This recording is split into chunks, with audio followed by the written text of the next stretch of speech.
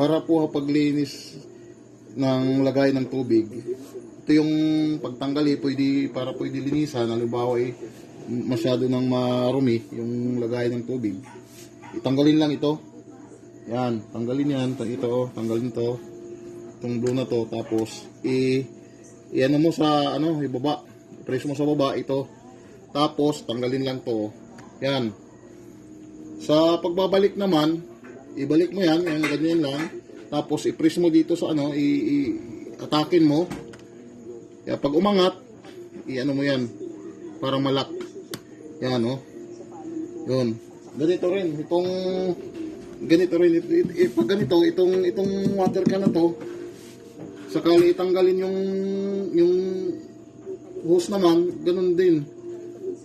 Halimbawa, nakapasok yan, i-press mo lang pababa.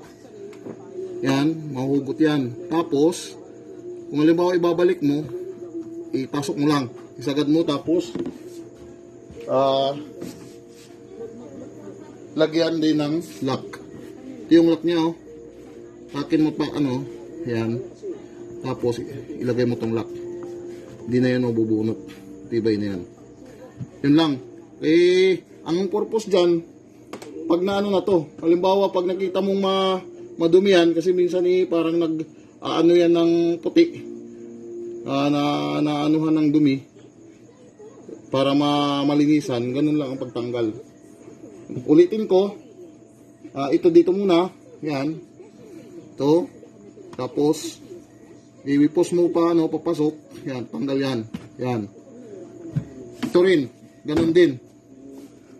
Yan, tanggalin ito, tanggalin muna ito, kasi hindi yan pag hindi mo tinanggal, hindi yan matatanggal.